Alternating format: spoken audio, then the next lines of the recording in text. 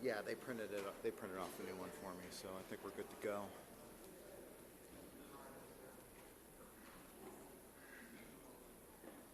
Is Jack over there? Okay, there he is.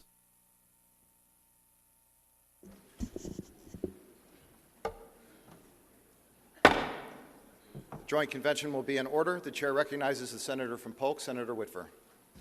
Thank you, Mr. President. Mr. President, I move that the roll call be dispensed with and the president be authorized to declare a quorum present. You've heard the motion of the senator from Polk, Senator Whitver. All those in favor say yea. Yea. Those opposed say no. The motion prevails.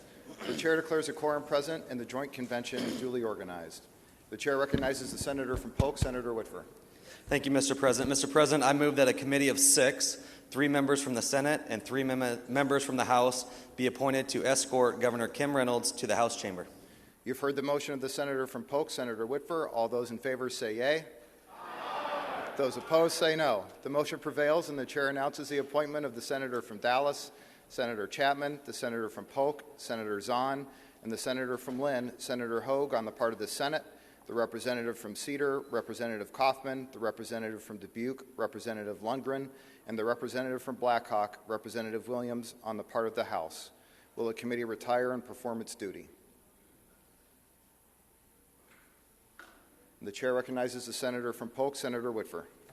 Thank you, Mr. President. Mr. President, I move that a committee of 6, 3 members from the Senate and 3 members from the House be appointed to notify Chief Justice Cady that the joint convention is ready to receive him. You've heard the motion of the senator from Polk, Senator Whitver. All those in favor say yea. Aye. Those opposed say no. The motion prevails, and the chair announces the appointment of the senator from Woodbury, Senator Carlin, the senator from Dickinson, Senator Whiting, and the senator from Cerro Gordo, Senator Reagan, on the part of the Senate, the representative from Crawford, Representative Holt, the representative from Jones, Representative McKean, and the representative from Polk, Representative Derry, on the part of the House. Will the committee retire and perform its duty? If we're ready for the Sergeant at Arms and state officials. Are they here?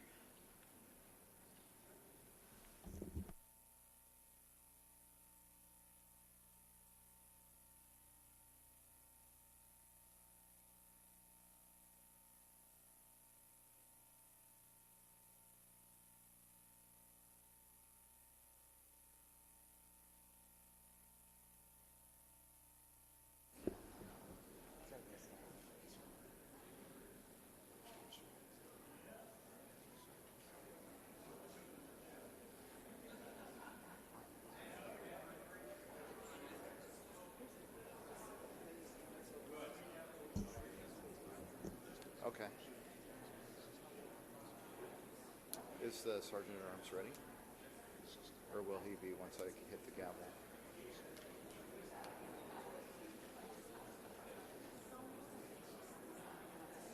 There he is. The chair recognizes the Sergeant at Arms. Mr. President, the Secretary of State, Paul Pate, Secretary of Agriculture and Land Stewardship, Mike Nagg, State Auditor, Rob Sand, State Treasurer, Mike Fitzgerald, and Attorney General Tom Miller have arrived in the House chamber. Please escort the members of the Executive Council and the Attorney General to their seats.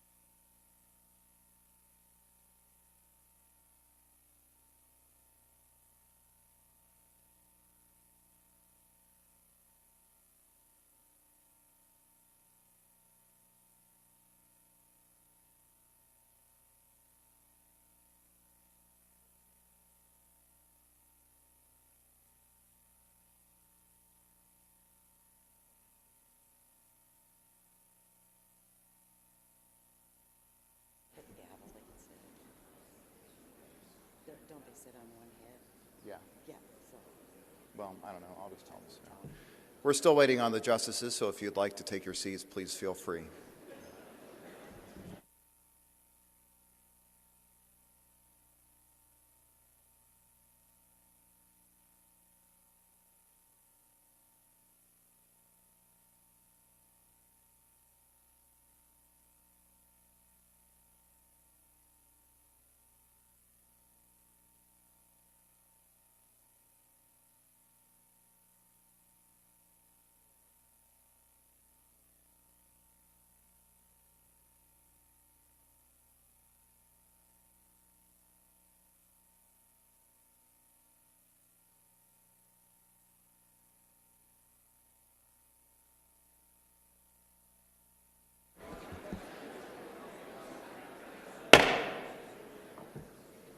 The chair recognizes the Sergeant at Arms.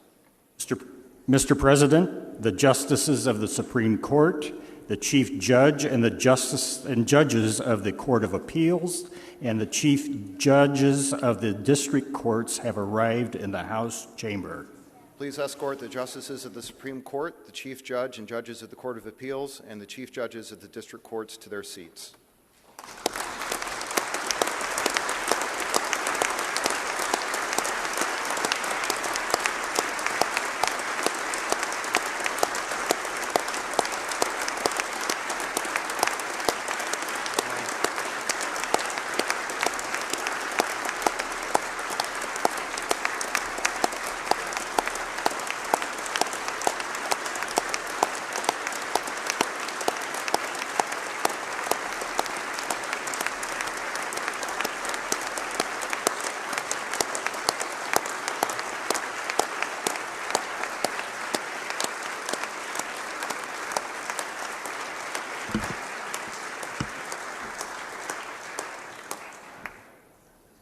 The chair recognizes the Sergeant at Arms.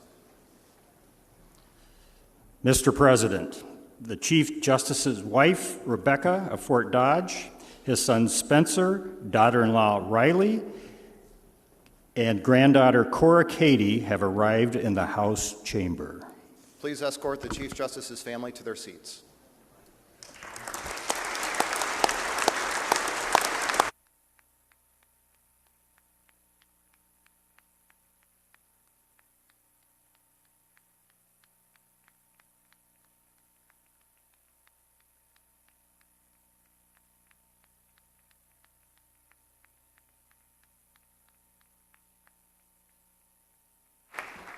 The chair recognizes the Sergeant at Arms. Mr. President, Lieutenant Governor Adam Gregg has arrived in the House chamber.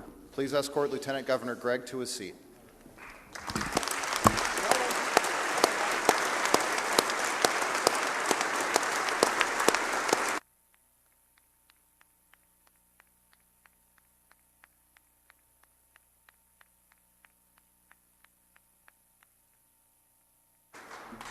The chair recognizes the Sergeant at Arms.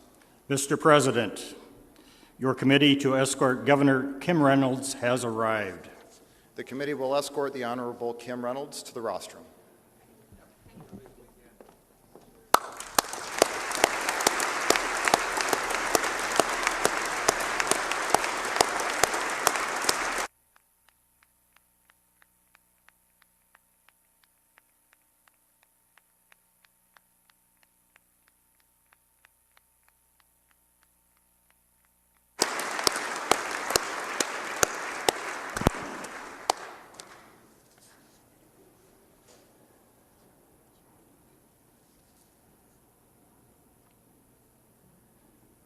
The chair recognizes the Sergeant at Arms.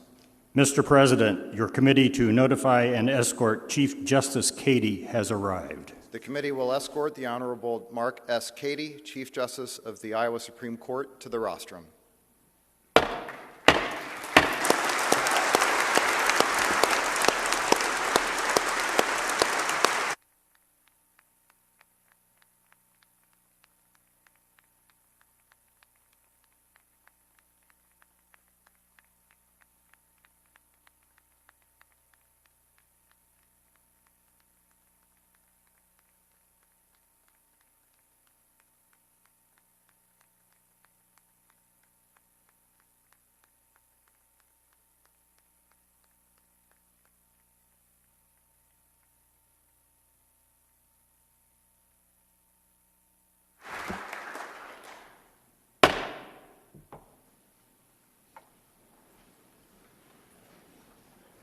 It is my pleasure to introduce to you the Chief Justice of the Iowa Supreme Court, Mark S. Cady, to deliver the State of the Judiciary message.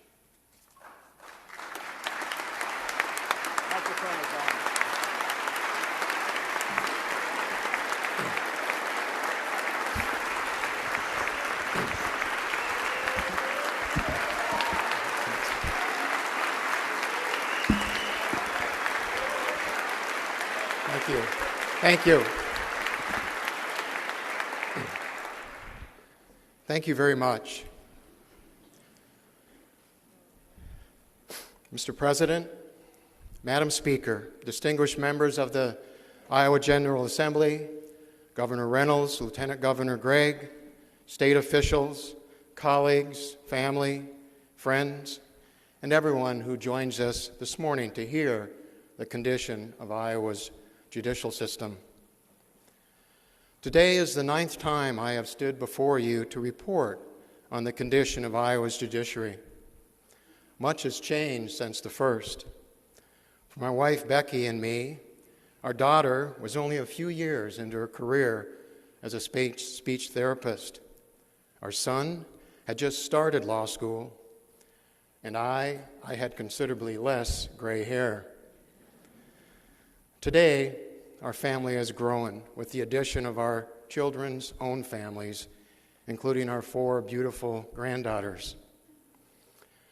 While we always look forward to opportunities to be together with them when we cannot, the technology of today allows us to share special moments in real time. We keep up with milestones and events with family group chat. We share photographs of activities an instant after they are taken and respond just as fast with likes and comments.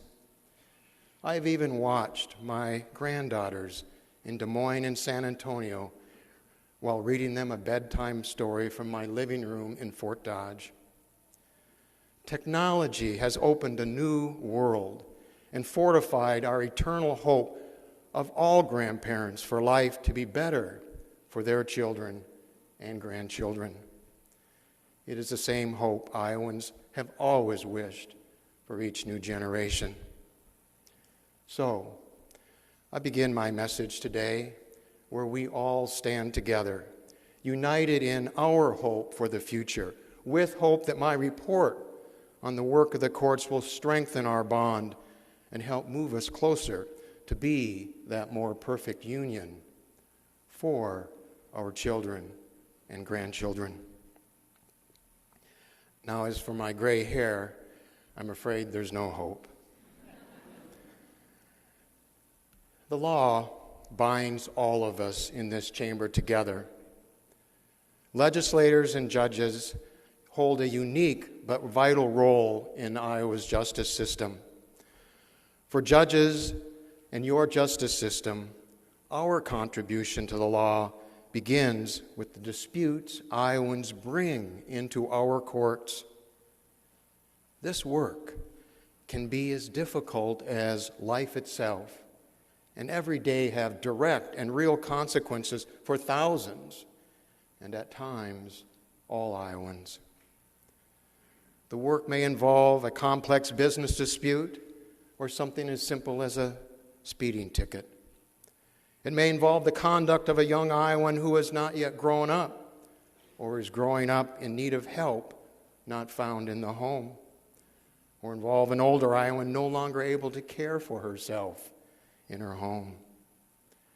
It may involve an Iowan with a physical or mental disability or an Iowan with a physical or mental illness. It may involve an Iowan with an alcohol or drug addiction or one who deals drugs to others. In each dispute, the justice Iowans deserve make the courts vitally important and drives us to become better. In past years, I have shared ways our court system has been changing to better meet the needs of Iowans.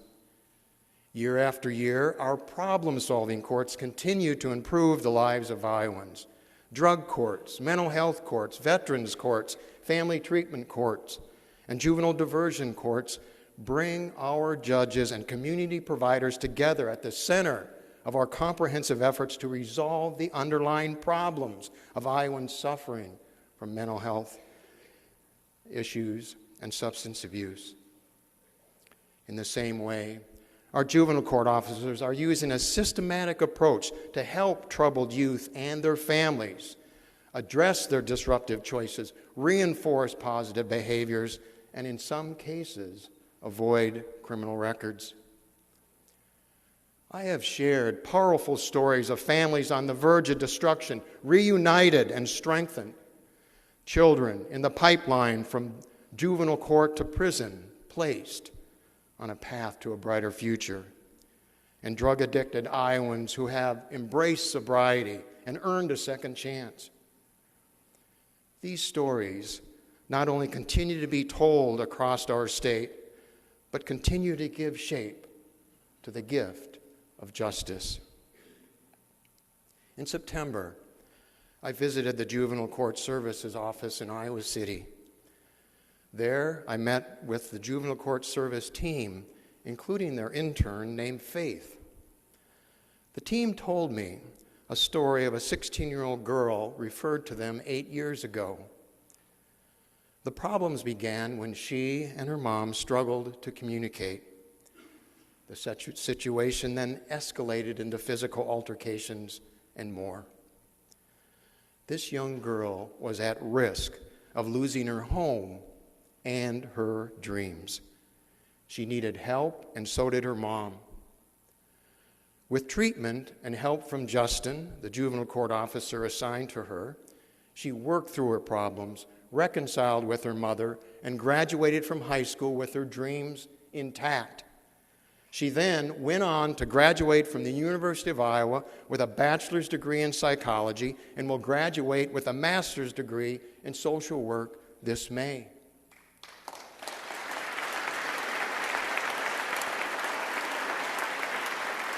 This story told by the team was Faith's, the intern that I met that day. Faith works in the same juvenile court services office that helped her and her mom and put her on this path to success. Faith's story demonstrates the importance of juvenile court services. It's an example of how our juvenile court officers and community providers work together to use the appropriate levels of treatment and services to help youth avoid the criminal justice system and reach their potential. Yet Faith's story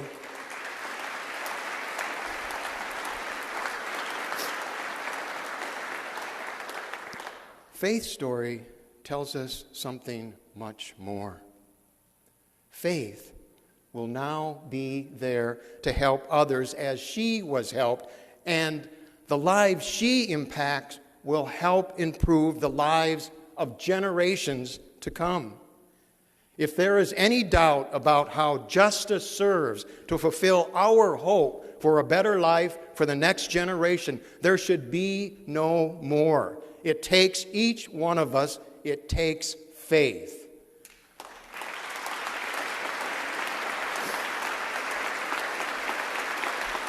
Thank you.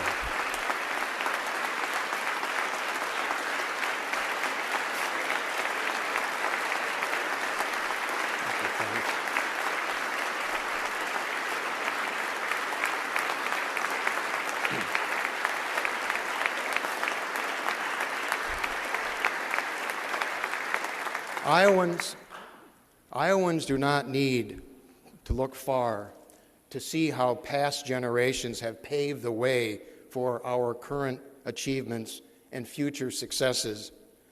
Iowa has a proud history of successful, multi-generational family businesses that contribute to our great state. Last summer, I traveled to Pella and Sheffield to meet with the leaders of two of Iowa's most successful multi-generational family businesses, Jason Andringa from Vermeer Manufacturing and Steve Sukup from Sukup Manufacturing. Both companies have grown to the heights of international success, and it did not take me long to understand the reason.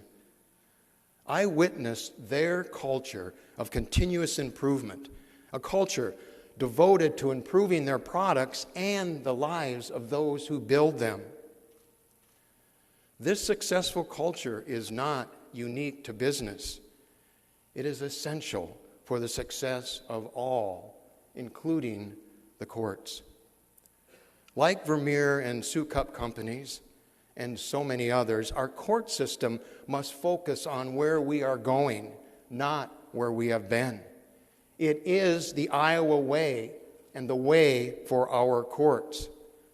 Let me explain how we are building this culture, beginning with our business courts. We are committed to providing a dedicated court with specially trained judges who operate in ways that are compatible with the needs of business.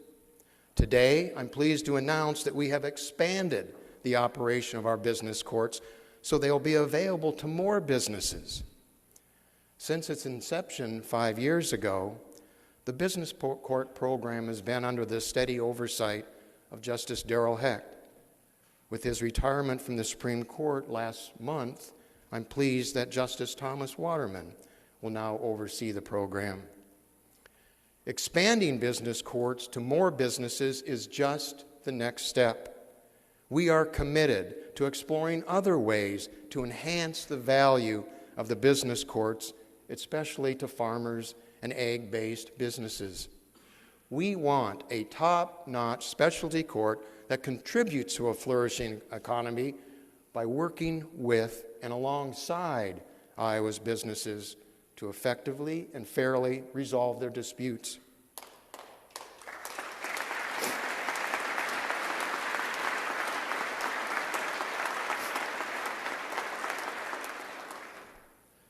We're also working on changes to our criminal justice system.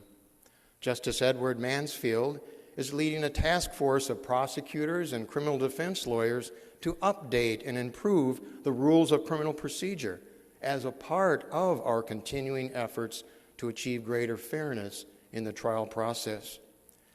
We also have a committee reviewing court rules governing the imposition and collection of criminal debt.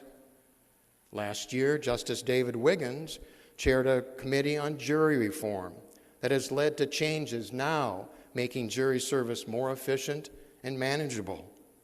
This is another step to expand Iowans' participation in jury service, so all juries reflect their communities.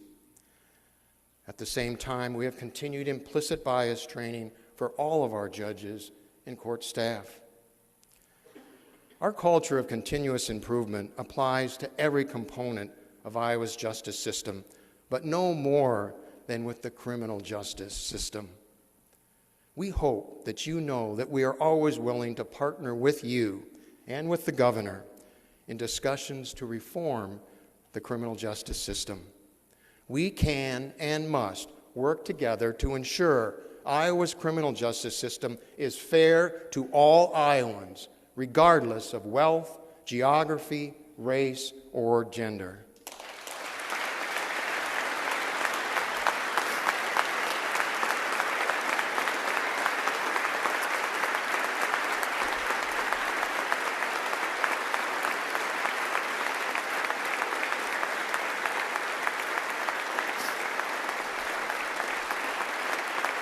Thank you.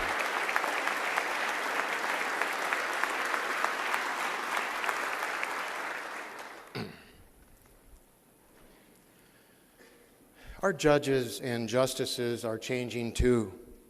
As mentioned, Justice Darrell Hecht retired last year, as did Justice Bruce Zager. Justice Zager's retirement was planned, but sadly, Justice Hecht retired in December after the cancer that he has been valiantly battling took away his ability to meet the demands of the court. Justice Susan Christensen of Harlan joined the court in September, and the process to fill Justice Hecht's vacancy is underway.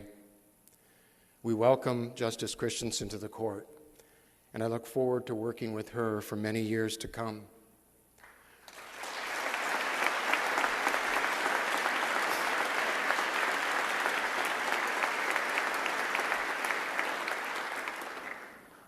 But I'd also like to take this moment to express our appreciation and gratitude to Justice Heck and Justice Zager for all they have done for our system of justice in the state of Iowa.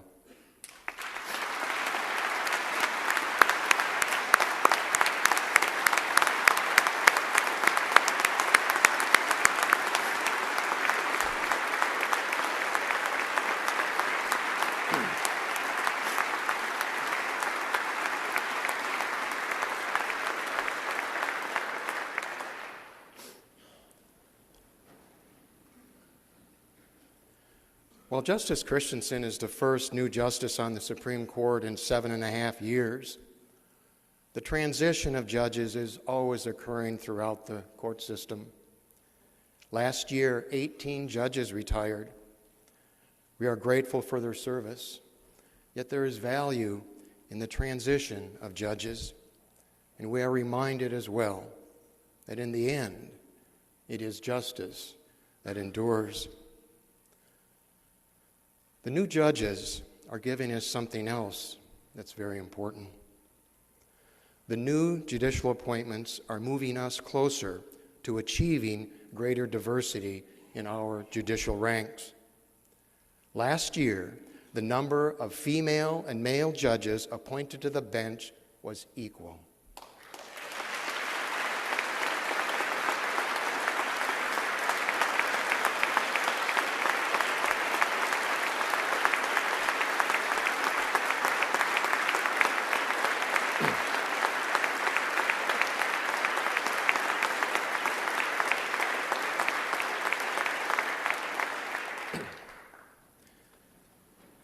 I would like to take this moment to thank those who serve on all judicial nominating commissions and Governor Reynolds for their commitment to selecting the best people to serve as judges. Iowa's judiciary has a strong national reputation for fairness and impartiality. We should all be very proud of the quality and the changing face of our judiciary.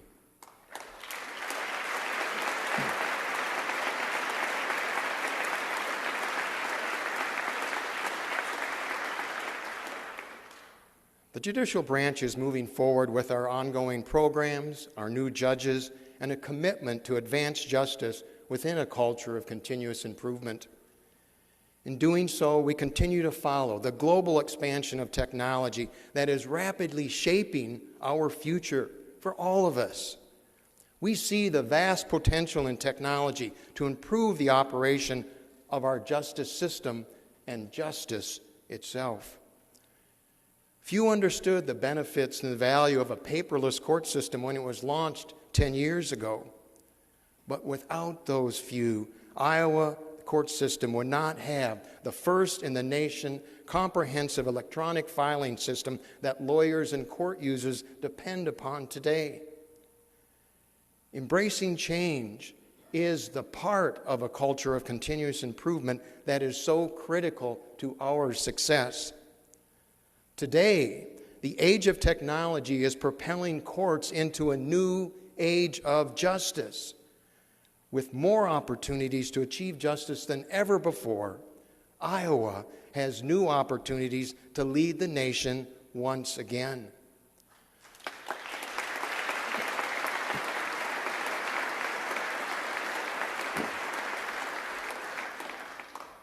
The power of technology has stirred our imagination and allowed us to identify more than 130 critical projects to better serve more Iowans who are our customers.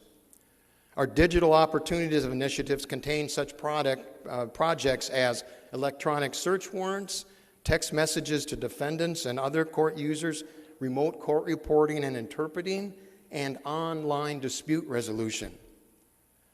Online dispute resolution has started in a few states with promising early results. The state of Utah established an online dispute resolution pilot project for small claims cases that substantially reduce the steps needed to resolve a case. It has streamlined the process and made it more convenient for court users. We want to do the same for the 75,000 Iowans who use our small claims courts each year. Imagine an online process that will allow Iowans to resolve some of their legal disputes without taking time from work to go to the courthouse.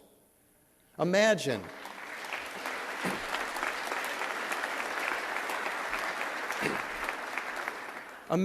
a time when law enforcement officers will no longer need to drive from the scene of an investigation to the courthouse to request a warrant, because judges will be able to transmit search warrants to the officers in their vehicles. Imagine a time when defendants will receive reminders of their court dates on their phones, so there is fewer delays and fewer adverse consequences for those defendants that miss court appearances. We developed many of our technology projects in response to an increase in the number of self-represented litigants in our civil justice system over the last decade. The cost of legal services today is preventing many Iowans with legal problems from obtaining the services of a lawyer. The problem can no longer only be addressed by legal aid programs and relying on lawyers to provide pro bono services. With help from the Access to Justice Commission chaired by Justice Brent Apple, our Access to Justice initiative will increase the availability of online access to court information. This will help self-represented Iowans provide the essential information to a judge who then can adjudicate the dispute fairly and fully. Imagine a time when self-represented litigants in Iowa will be able to access their courts and navigate through the court system without being disadvantaged because they are unable to afford a lawyer. It is a problem.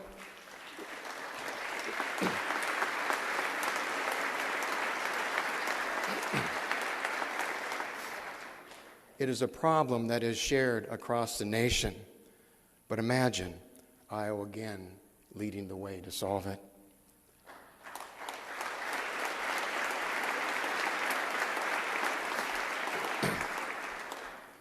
Technology has also helped expand Iowa's problem-solving courts, can also expand Iowa's problem-solving courts into every community and improve the lives of more Iowans. We currently have no mechanism to collect, track, and analyze data from our 39 specialty courts. The Problem-Solving Courts initiative that we hope to pursue will enable us to draw data from problem-solving courts to identify and develop consistent statewide practices and help ensure that we are delivering the best possible outcomes for all Iowans and their families.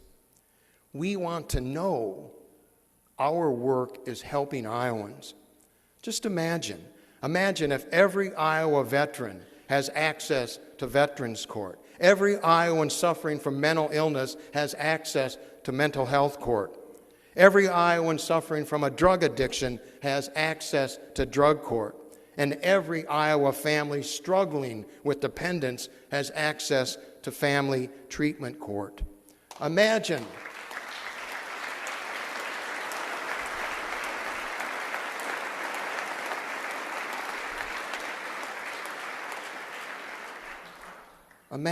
a coordinated court process that not only holds people responsible for their conduct, but also works to identify and resolve the problems of those people ready for help. Some people need to be incarcerated. Most people need help. A justice system must do both.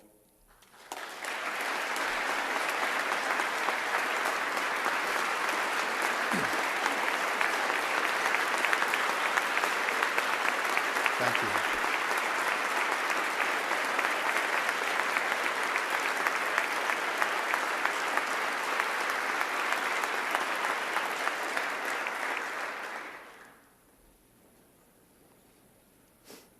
Your justice system is committed to utilizing data and research to make data-driven decisions and policies that promote efficiencies and better services to Iowans.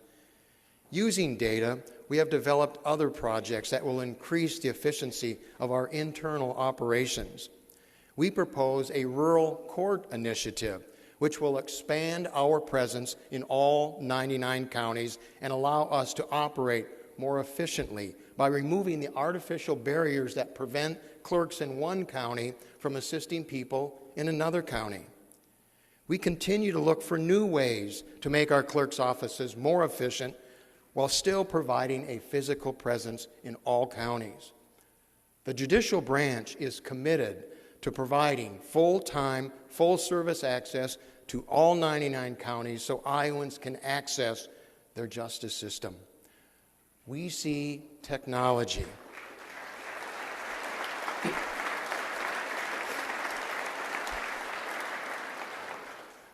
We see technology as the way to strengthen rural Iowa. Justice is a community responsibility, and a system of justice needs every community. Imagine a revitalized and bustling judicial branch presence in every courthouse, in every county throughout our state.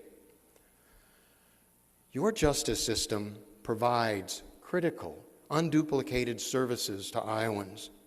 We have a plan for the future that maintains our core services but maximizes our research and our resources through technology and physical presence in all 99 counties. We are developing a culture of continuous improvement that is always searching for better ways to provide services to Iowans. And we are committed to the transparency and accountability you need from us in order to make informed funding decisions. That is why we will issue an annual report next year with information on where we are succeeding and where there are opportunities for improvement. We will report to you by this time next year with metrics and outcomes of our work. While this report will contain numbers, we promise to see each number as an Iowan to whom we are accountable to deliver on our promise of justice for all. Our annual report will showcase our culture, share our accomplishments, and our new endeavors, and lay the groundwork for greater justice for all. Imagine a justice system not only committed to achieving justice through its decisions, but also using the data it collects to advance justice and to identify injustices not previously seen.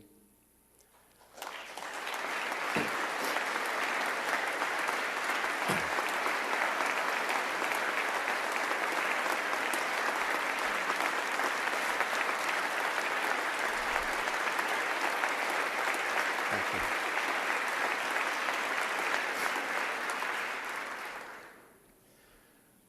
While we have depended on technology to find improvements in the past, the technological revolution is coming at us at an unprecedented pace, and it will run us over if we do not get up to speed.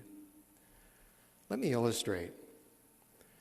In the last century, it took the telephone 75 years to reach 50 million users. The airlines, 68 years. Automobiles, 62 years. And TVs, 22 years. Compare that to the 4 years it took the internet to reach 50 million users in this century. Facebook did it in 3.5 years. Twitter in 2 years. And Pokemon Go, 19 days.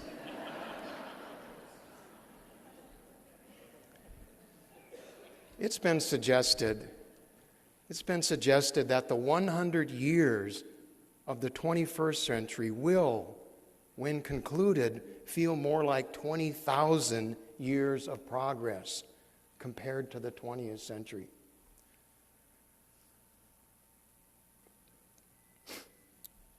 We simply can no longer proceed into the future thinking that it'll be but a modest, linear extension from where we are today. Just imagine how my grandchildren someday will read a bedtime story to their grandchildren. New tools and a new understanding of our transforming world truly creates an opportunity to do what we could not have previously imagined. The Iowa way is to continuously improve. It is to plan, with each step taking us forward to the next, each step as important as the next. But our future can no longer be about taking small steps or standing still. We need to take big steps and think big. Every day we must seek to achieve what can be imagined.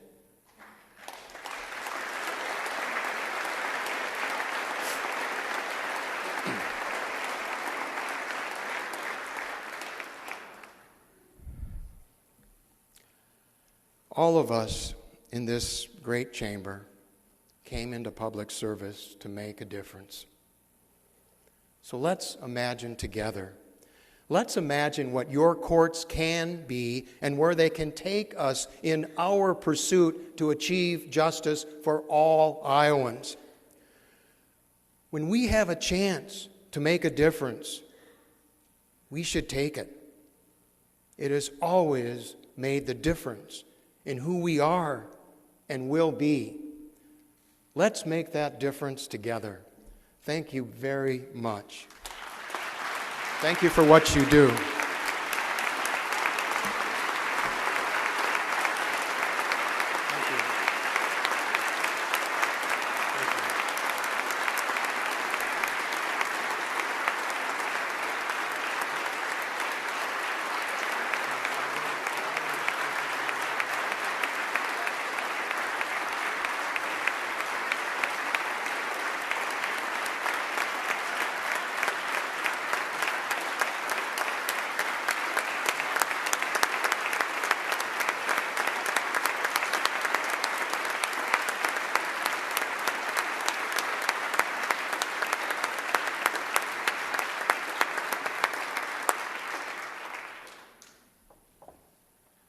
Will a committee to escort the Chief Justice please come forward and escort Chief Justice Cady and his family from the House chamber?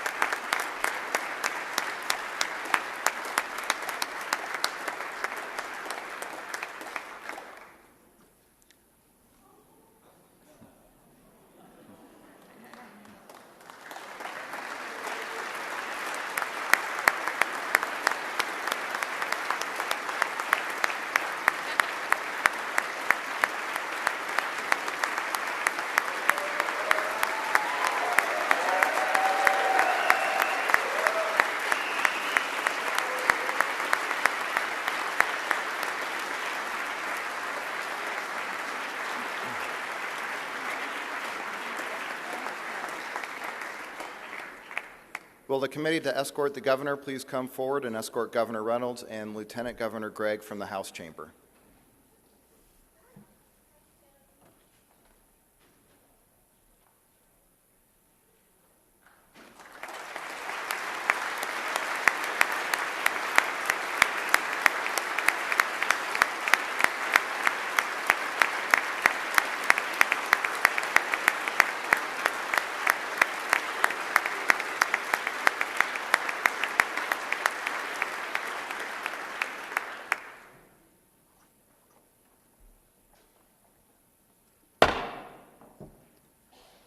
The chair recognizes the representative from Dallas, Representative Hagenow. Mr. President, I move the joint convention be dissolved. You've heard the motion of the representative from Dallas, Representative Hagenow. All those in favor say yay, like the Constitution requires. Those opposed say no.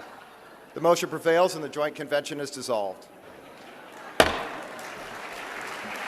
can see.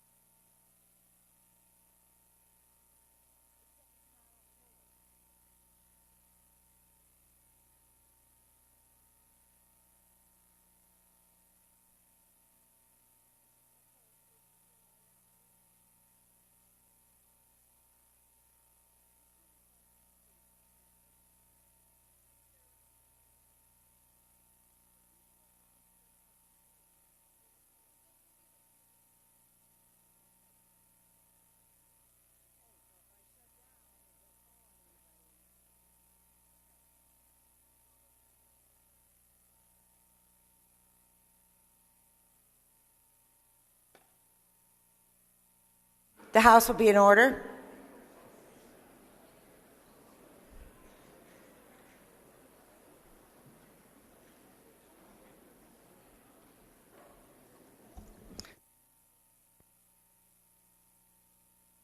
Chair recognizes the gentleman from Dallas, Representative Hagenow. Thank you, Madam Speaker. If there's no further business, I move the House adjourn until 8:30 a.m. on Thursday, January 17th. Is there any further business to come before the House? Seeing none, you have all heard the motion. All those in favor shall say aye. Those opposed shall say no. The ayes appear to have it. The ayes do have it. And the House is adjourned.